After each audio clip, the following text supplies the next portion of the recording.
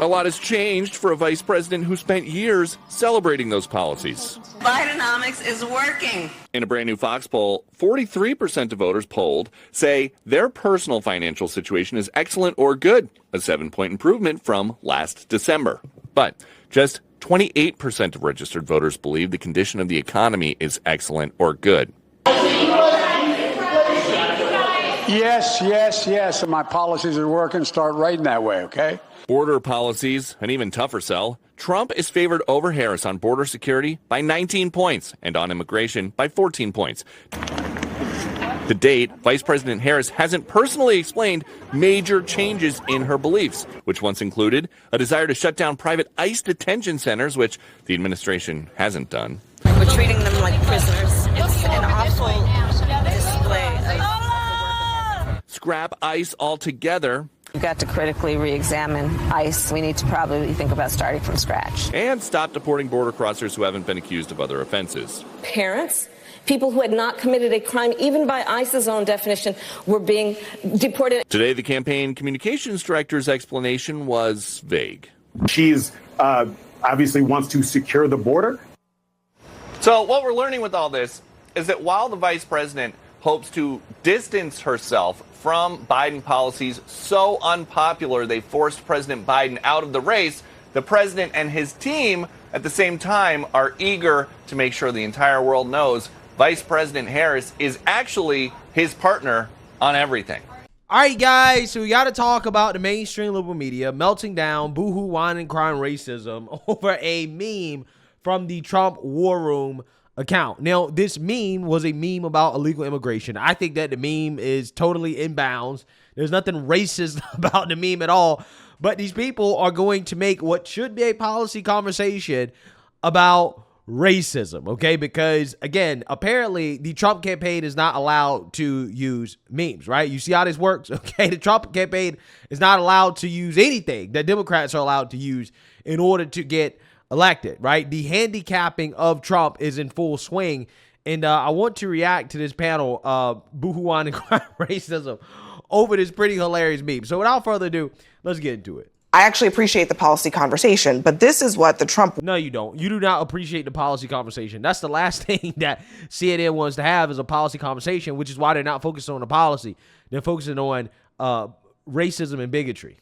War Room just tweeted earlier today, import the third world, become the third world. That picture on the left, they're saying your neighborhood under Trump, on the right, your neighborhood under Kamala Harris. Again, what is wrong with this, bro? I don't understand. What is wrong with this? This is entirely accurate, right? This is what's happening, okay? This is what's happening in this country. So again, telling the truth is racist, right? That's what's happening, right? See, I don't want to play this game. I don't want to play this game where it gets to the point where you can't say anything at all, right? You can't post memes. You can't make jokes, right? You cannot say anything at all that will be offensive to these people, right? If Nikki Haley could have it her way, memes like this wouldn't be posted, right? If Kevin McCarthy could have it his way, memes like this wouldn't get posted, right? These are Republicans coming out here talking about, oh, well, you need to just stick to the issues. Well, sometimes in order to talk about the issues, the best way to talk about an issue is to give a clear and simple demonstration of what the issue is, right? The consequences of going along with the extremist agenda from the left, right? And this meme says a lot, right? Without actually really saying much. This is effective, right? This is effective. But see, again, what the liberal media wants is that they don't want you to use stuff like this, right? They don't want Trump to be able to put out memes and to clearly, state a message about his campaign and the policies that he supports, right? Because again, they're going to boohoo, whine, and cry racism. This should prompt a policy discussion in a sane world, okay? But again, because we don't live in a sane world, they take anything that, again, should be a policy discussion and they try to make it about policy. And then they point the finger at Trump and everybody else saying, well, you guys are making it about everything except policy, except that's actually not what's happening. And it's a sea of black and brown faces. I'm sure that's not racist. Right? The point Are you okay with that? is, I think that is showing chaos. I don't You don't think that's racist? I don't think that illegal immigration should be about race in any way. It is about, are you entering this country? Are you from China? Or if you're from Europe? If you are from South America? Do you think the image you just saw was racist? I don't think that image is racist. I think that they're showing 40% of illegal immigration comes from people who are on visa overstays from other countries that are not coming from there. Terry, you're right. Okay, what about the other 60%? Right? What about the other 60%? Again, these people, they make me sick. They really do. They just throw out random statistics when, like, yo, that statistic you just threw out does not defeat the meme, right? It does not take away from the point of the meme, which is that you do have an invasion happen at the border, and this is what's actually happening in this country. But because they don't want to address that, they want to distract and deflect by calling it racist. Crackdown on that. Then how come if that's really what it's about, then how come Donald Trump doesn't focus on that, but he talks about S-hole countries and people of color and the brown and the browning of America? We should focus on replacement theory. We should focus on all of it. Because illegal immigration talking about message discipline, right? And the ball always, obviously, Trump is the candidate. The ball falls in his court. But this is a social media post from the campaign, okay? The campaign is backing him up on this, racist messaging. Listen, there's nothing racist about it. Again, this is what I'm talking about. This is not journalism. This is propaganda. The fact that this woman is calling it racist, again, this is her sticking her opinion in it. Instead of letting the people whose job is to actually give the opinion, which are the contributors, let them give the opinion. No. Abby Phillip is sticking her opinion in it. This is a racist meme. Right, so using the title as journalist to declare a meme that's not racist, right, as racist. Again, it's despicable. It really is. It's a minority. About skin color. That's I'm what they made it about. No, it's not. It's about illegal immigration. It just so happens that a lot of the illegals coming into the country, particularly through the border, just happen to be black and brown. But again, they don't want you to tell the truth about that, right? You can't acknowledge the truth, right? You can't even put it in a meme. Can't do it. I don't think Republicans look at skin color. I didn't feel that in that image. When I saw that image, the first thing I saw was the real contrast that Trump had. Safety versus dangerous. So you don't think that they chose an image? No, I don't. Listen, I've been part of the decision making. I've been part of the internal decision making. Migrants to make a point about you were part of the decision making that using photos like that. I've been part of the decision making of those photos and being part of that decision making. Race never played a role in it.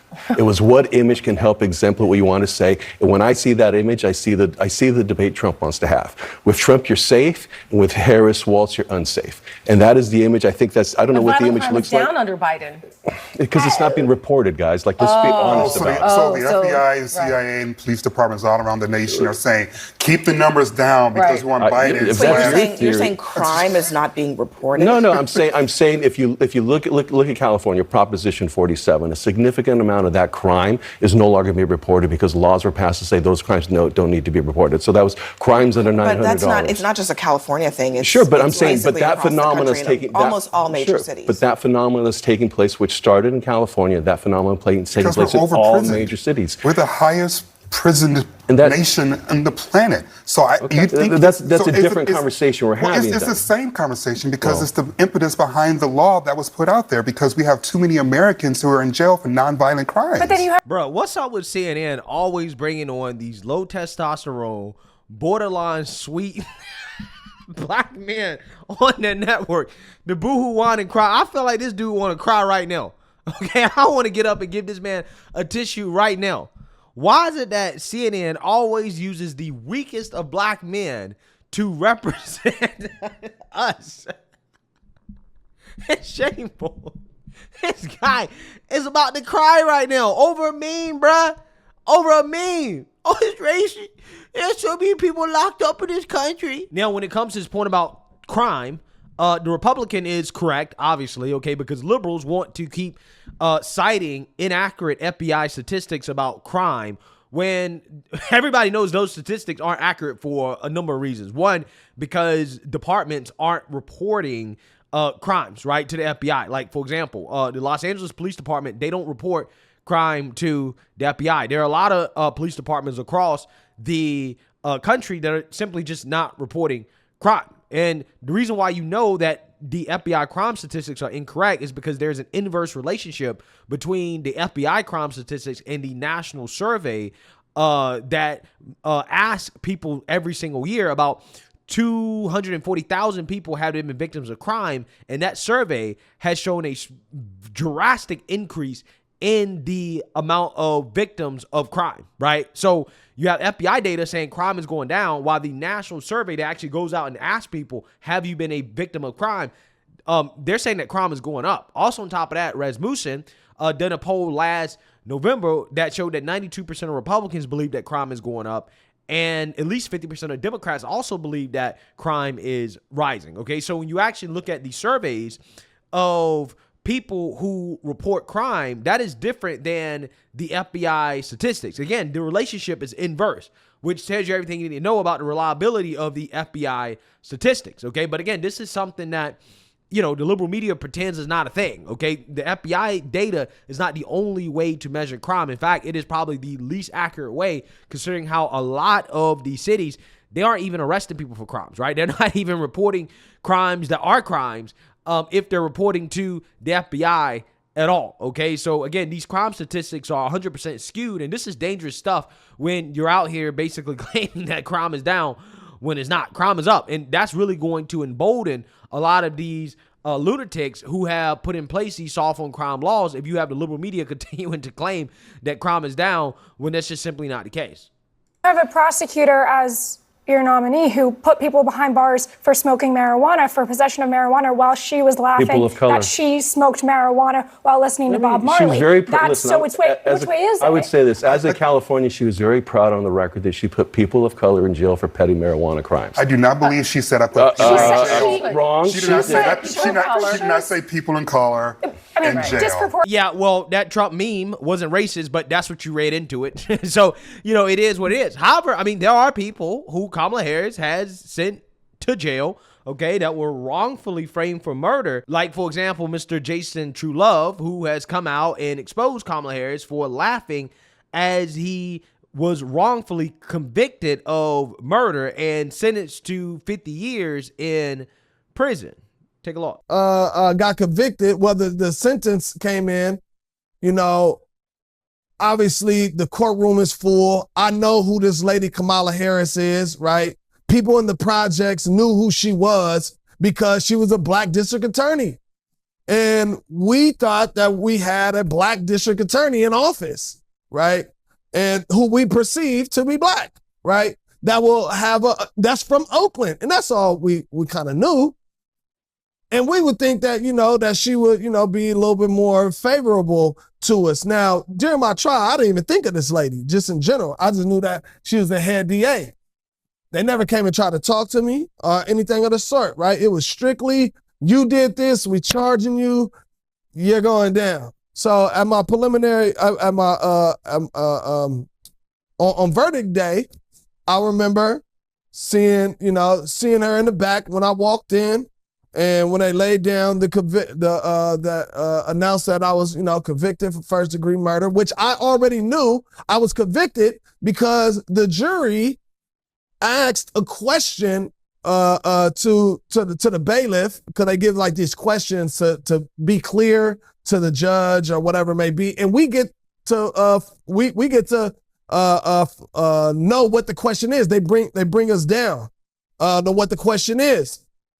And the question was, what's the difference between first degree murder and second degree murder? So I already knew that they just decided if it's going to be first degree or second degree. So I already came in there with the energy of like, you know, I'm convicted. Now, they already knew too. So that's why the courtroom was super packed. And you see Kamala Harris like literally like front row, opposite side on the defensive side. And you know, when they came with the verdict, guilty, you know, I wanted to make sure I seen every nigga that was in that motherfucker on that side, not supporting me, and everybody else that was on that side. Because I knew, for one, I didn't do it.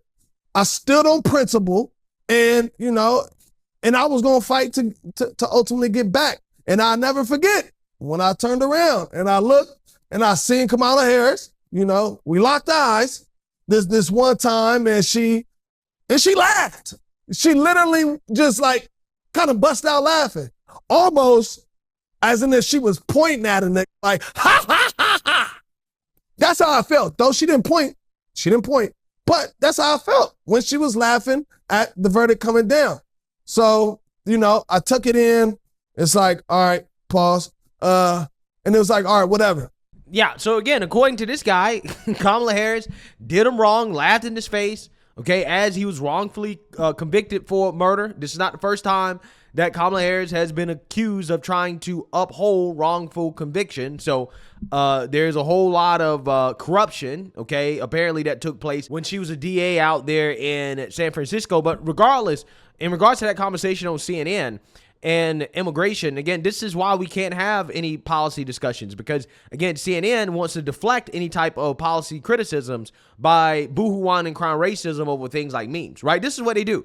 They'll take a speech in which Trump talks about policy for 95% of the time. They'll take small things out of that speech, okay, that aren't necessarily policy related, because, again, Trump likes to have these conversations. They'll blow it up into something that's bigotry, racism, sexism, whatever, and then they'll say, well, Trump is not talking about policy. Trump is not sticking to the policy. Where it's like, well, you ignored 95% of what he said, right? Just like they ignored the whole point of the meme, right? To boo-hoo, whine, and cry bigotry over the meme. This is what they do, man.